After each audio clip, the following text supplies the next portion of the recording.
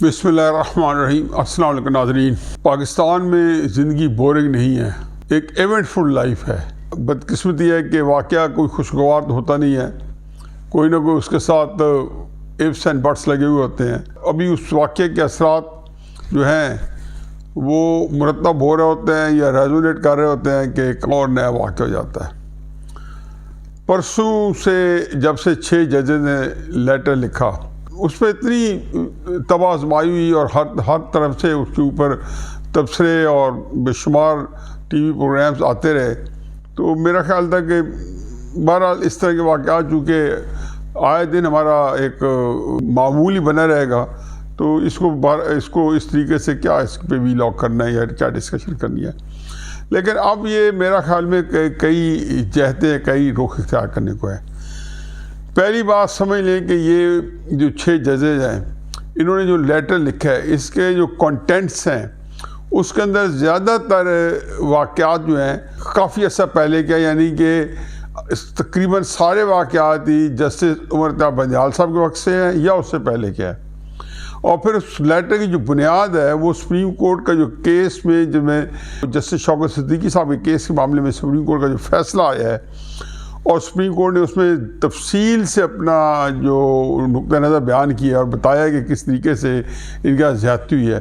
In fact اس نے ایک جس کو کہنا ہے شہ دیا ہے یا ایک اشتہار دیا ہے، ان ججز نے اس کو سامنے رکھ کے اس کو بیس بنا کے اس کے ریفرنس کے ساتھ بہت ساری چیزیں کہی ہیں، اور جس میں بظاہر ان کا جو ایک لب لباب ہے کہ ایجنسیز کا عمل دخل جوڈیشری میں بہت بڑھ گیا ہے۔ یہ کوئی خبر نہیں ہے، ہر کوئی جانتا ہے۔ اللہ کے فضل و کرم سے 2018 کا الیکشن جو ہے ایجنسیز نے جوڈیشری کے ساتھ مل کے کرایا ہے۔ نواز شریف صاحب کو جو سزائیں تھیں ایجنسیز نے جوڈیشری کے ساتھ ببانگ دہل ڈنکے کی چوٹ پہ کی ہے۔ مجال ہے کسی نے کسی کے کان میں کچھ جھول ہوئی رنگی ہو۔ اور پھر سب سے دلچسپ بات ہے کہ جس شوکت صدیقی صاحب کا ریفرنس دے رہے ہیں 6 ججز میں 2-3 ججز تو ایسے ہیں کہ جو کہ اس وقت موجود تھے اور ان کو بالکل چپ ساتھ گیا، انہوں نے کوئی بات نہیں کی، اس کی کوئی لب کشائی نہیں کی، کسی کو کچھ نہیں پتا کہ شوکت صدیقی صاحب جو ہے وہ بیچارے اپنے لون فائٹر کے طور پہ اپنی اکیلی جنگ لڑتے رہے۔ لیکن آج شوکت صدیقی صاحب جو ہے وہ ایک ریفرنس پوائنٹ بن گیا ان لوگوں کا، اور انہوں نے اس کے اوپر ایک خط لکھا۔ خط کا جو ایڈریس کیا گیا وہ سپریم جوڈیشل کونسل کو ہے۔ سپریم جوڈیشل کونسل بنیادی طور پہ ججز کے خلاف جو شکایات ہوتی ہیں اس کے اوپر کارروائی کرتی ہے، ازالہ کرتی ہے یا اس کی تحقیقات کرتی ہے۔ لیکن اس خط کے اندر جو مندرجات ہیں زیادہ تر ٹارگٹ کیے گئے ایجنسیز کو، اور اس میں بھی 2 باتیں ہیں۔ ایک تو ایجنسیز کو جو ٹارگٹ کیے گئے کچھ واقعات جو ہیں بڑے ڈسکریٹ بتائے گئے ہیں جو بڑے افسوسناک ہیں، جو ایک عرصے سے ہو رہے ہیں۔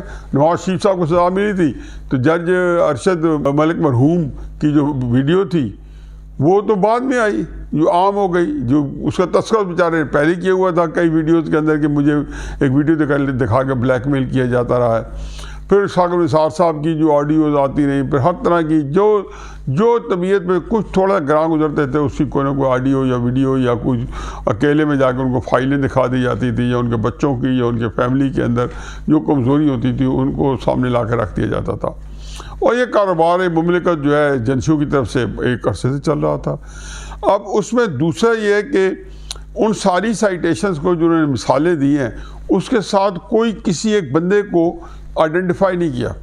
اب شوکت صدیقی صاحب نے تو بالکل بغیر الفاظ چبائے انہوں نے کہا جی فیض حمید صاحب میرے گھر رہا ہے، انہوں نے یہ باتیں کی، یہ صورتحال رہی۔ اس سے پہلے دیکھ لیں آج کے چیف جسٹس قاضی فیاض صاحب، ان کے ساتھ کیا کچھ نہیں ہوا پچھلے 7-8 سالوں میں۔ یعنی کہ ان کو جسٹس قاضی فیاض کو جملہ غیر مترجمہ بنا دیا گیا۔ کنہوں نے بنایا؟ اسی جوڈیشری نے ایجنسیز کے ساتھ مل کے، اور شریک جرم کون تھا؟ عمران خان تھا۔ یہ سارے انہوں نے مل کے، بلکہ انہوں نے تو کوئی حد نہیں چھوڑی۔ فیض آباد دھرنا ہوا 2017 میں، اس کے اوپر ایک سپریم کورٹ نے اس کو موٹر لیا، اور اس کے اندر انہوں نے واشگاف الفاظ میں کہا کہ اس میں ایجنسیز اس طرح ملوث ہیں، اور جنرل فیض حمید کو جو ہے ان کو شوکاز دیا جائے، انکوائری کی جائے، ان سے مزید تحقیقات کی جائے۔ بس یہ بات ہے جو شوکت صدیقی صاحب کے ساتھ ہوا۔ قاضی فیاض صاحب جج ہوتے ہی میں نے کہا نا کہ ایک اکبر نام لے تو خدا کا زمانے میں ان کو جملہ متنازع بنا دیا گیا. ان میں سے اکثر جج تھے، کسی کو کوئی جو نہیں رینگی، بلکہ شوکت صدیقی صاحب تو پرسوں اور کل بھی اور پرسوں بھی مختلف پروگرام میں کہتے رہے کہ عطا معین اللہ صاحب جو تھے وہ میرے جانے کے بعد بینیفیشری تھے. شاید اس وجہ وہ خاموش رہے. مجال ہے کسی نے کوئی تھوڑی سی لب کشائی کی ہو، اشارہ تک کرایا تھا، کسی اور کیس پہ کسی جگہ پہ ایک ریفرنس بھی دے دیا. چیف جسٹس گلزار صاحب نے تو کمال کر دیا. گلزار صاحب نے فرمایا کہ قاضی فائز عیسیٰ جو ہے عمران خان کی حکومت کے فیصلے نہیں سن سکتا، کیونکہ ان کی ایک مخاصمت چل رہی، مخاصمت ون سائیڈڈ ہے. ریفرنس بھی انہی کے خلاف. عمران خان صاحب بعد میں کہتے تھے کہ میں نے ایجنسیز کے کہنے پہ ہی ریفرنس دیا ہے. یہ سارا موجود ہے. اور پھر صدر العلوی جو کہ ریفرنس بھیجنے والے، وہ انہوں نے اس سے برات لے لی. مجھے تو کہا گیا میں نے بھیج دیا، لیکن یہ غلط کام تھا. پھر سارے اس سے برات لے رہے تھے، معافی تلافی مانگ رہے تھے. لیکن قاضی فائز عیسیٰ صاحب کے 60 سال اس کے جو ہے جوڈیشری کے کھا گئے، جب تک کہ عمر عطا بندال صاحب کا آخری دن پورا ہوا ہے اور وہ چیف جسٹس بنے، اس وقت تک وہ اس میں معطل بنا کے جوڈیشری کے اندر رکھے گئے. یہ وہ سارا بیک گراؤنڈ ہے جو موجود تھا. اچھا، اس خط میں یہ بھی ہے کہ انہوں نے یہ ساری معروضات جو ہے جسٹس عمر عطا بندیال صاحب کے سامنے رکھی. جیسے عمر عطا بندیال صاحب کا معاملہ تو یہ ہے کہ یہی ایجنسیز نے ان کی ساس کی، عمر عطا بندیال صاحب کی ایک آڈیو لیک کی، اور قاضی فائز صاحب کو حکومت نے اس میں انکوائری کرانے کی کوشش کی، اور قاضی فائز صاحب کو اس کا ہیڈ بنایا. عمر عطا بندیال صاحب ایز اے چیف جسٹس انہوں نے اس کو 184(3) کے تحت لیا، نوٹس لیا، اور سو موٹو میں اس کو کام کرنے سے روک دیا، یعنی کہ انکوائری نہیں ہونی چاہیے. قاضی فائز عیسیٰ کو ایک کریڈٹ ضرور جاتا ہے کہ جیسے یہ سامنے آیا، انہوں نے ڈنکے کی چوٹ پہ سپریم جوڈیشل کونسل کا کل بھی سارا دن اجلاس گھنٹوں چلتا رہا. اس میں یہ سجیشن بھی آئی ہوگی کہ وزیر اعظم سے ملاقات کر کے اس میں مزید ان کو بتایا جائے کہ اس کی ان اٹینڈنٹ نہیں چھوڑنا. وزیر اعظم صاحب کو جب بات ہوئی تو انہوں نے اپنے طور پہ ہی یہ طے کیا کہ نہیں، میں سپریم کورٹ کے چیف جسٹس کے پاس جاؤں گا. اپنے لاء منسٹر اور اٹارنی جنرل کے ساتھ سپریم کورٹ کے چیف جسٹس کو آج ملے، جہاں پہ منصور علی شاہ صاحب جو تھے موجود تھے قاضی فائز عیسیٰ کے ساتھ. اس کے بعد فل کورٹ اجلاس ہوا سپریم کورٹ کا، جس میں انہوں نے ظاہر ہے کہ جو گفتگو شہباز شریف صاحب سے 1.25 گھنٹے کی ملاقات تھی، اس کے اوپر تفصیل سے ڈسکشن ہوئی ہوگی. اس میں ایک بات اور بڑی انٹرسٹنگ ہے کہ یہ جو فل کورٹ اجلاس ہے جو قاضی صاحب نے پلک چھپکتے بلا لی ہے، اس سے پہلے ہی بلا چکے ہیں.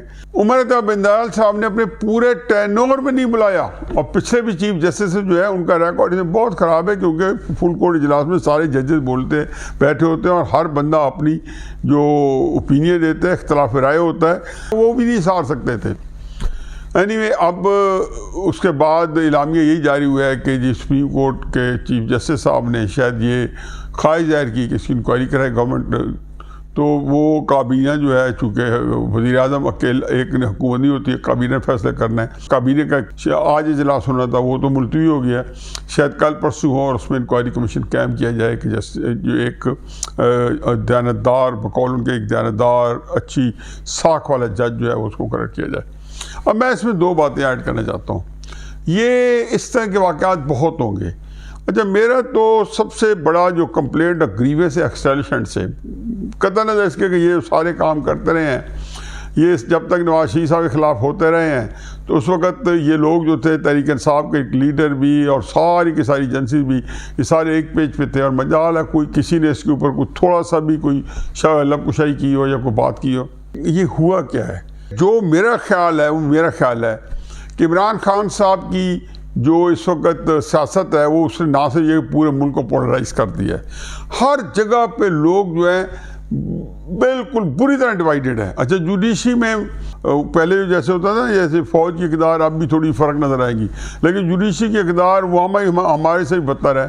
وہاں بھی اسی طریقے سے سیاسی بحث و تمیز اور ایک دوسرے سے جنگ و جدل کا ماحول موجود ہے، اور اسی کے اوپر تھرائیو کیا ہے عمر طارق بندیال صاحب نے، ان سے پہلے آصف سعید کھوسہ صاحب نے، ثاقب نثار صاحب نے، ان سب نے انہی پہ سارا اپنا دال روٹی چلائی اور اسٹیبلشمنٹ کے ساتھ مل کے، اور اپنے ساتھی ججوں کے خلاف جو ہے انہوں نے اس طرح کے ایکشن لیے۔ جو پاپولر ویو ہے، مجھے پہلا خدشہ تو یہ ہے کہ روزانہ ایک نیا کٹا کھل جائے گا، روزانہ ایک نیا شوشہ آ جائے گا، اور وہ اسی طرح ہوگا کہ 5-10 بندے دیکھیں گے اور وہ چل پڑیں گے۔ اچھا، اس کا قصوروار کلی قصوروار اسٹیبلشمنٹ ہے۔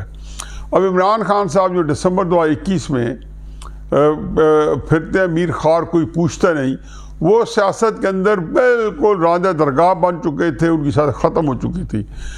کیا ہوا کیا نہیں ہوا، میرا خیال ہے میں گھنٹوں اس پہ اپنے ویلاگ میں سیر حاصل بحث کر چکا ہوں۔ اب لکیر پیٹنے کی ضرورت نہیں ہے، جبکہ حالانکہ سام بھی نہیں گزرا، سام بھی وہی موجود ہے۔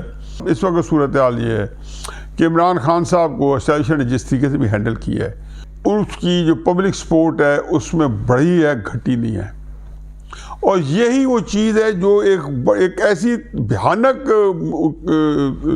جو رخ اختیار کر گئی ہے۔ اب اسٹیبلشمنٹ کو شاید تسلی ہے، مجھے بظاہر میرا تو یہی خیال ہے، مجھے نہیں پتہ اندر کی بات ہے، کہ میرا خیال ہے کہ یہ جتنے لوگ پھر رہے ہیں تحریک انصاف کے جو اس وقت کرتا دھرتا ہے، گور علی خان ہے یا شیر افضل مروت ہے یا کوئی اور وکیل رہنما ہیں جو بڑے بڑے سامنے بڑھ چڑھ کے اس وقت تحریک انصاف سنبھال کے بیٹھے ہیں، یا علی امین گنڈاپور ہے، یہ اسٹیبلشمنٹ کہ بہت ان کی بڑی قربت ہے اور اسٹیبلشمنٹ کے قریب ہے۔ اسٹیبلشمنٹ کا خیال ہے ہم ان کے لیے اپنا الو سیدھا کر لیں گے، یہ اس طرح ہوگا نہیں۔ جو سپورٹ بڑھتی جائے گی یہ ساری چیزیں شفٹ ہو جائیں گی۔ عمران خان صاحب اس چیز کو بھانپ چکے ہیں، اس لیے وہ کماحقو یہ بات جانتے ہوں گے کہ یہ سارے لوگ جس وقت ہیں جنہوں نے الیکشن لڑے ہیں، جیتے ہیں، ان کی اکثریت شاید اسٹیبلشمنٹ کے ساتھ جو ہے کمفرٹیبل ہو اور ان کے ساتھ ان کا ایک تعلق واسطہ ہو، لیکن عملاً ان کو یہ پتہ ہے کہ جب پبلک جو ہے اس طرح کے واقعات کہیں سے ریزائن آنا شروع ہو جائیں گے، کہیں سے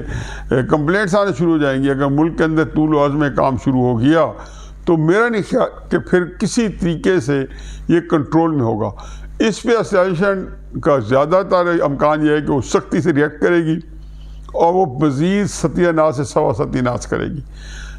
یہ میں کوئی 6 ججز کے بارے میں فکر مند نہیں ہوں، یہ تو جب آئیں گے ان کو جب چیزیں ثابت کرنی پڑے گی تو انہیں بہت سارے بندے جو ہے شاید خود پھنس جائیں کہ سپریم جوڈیشل کونسل کو جو خط لکھا ہے وہ انفیکٹ ان کو چیف جسٹس سپریم کورٹ کو لکھنا چاہیے تھا، اور پھر پریس میں دیکھ کے انہوں نے مس کنڈکٹ کیا ہے، یعنی کہ اس کو پورے ملک کے اندر ایک شوشہ بنا کے اس کے اندر حصہ ڈالا ہے۔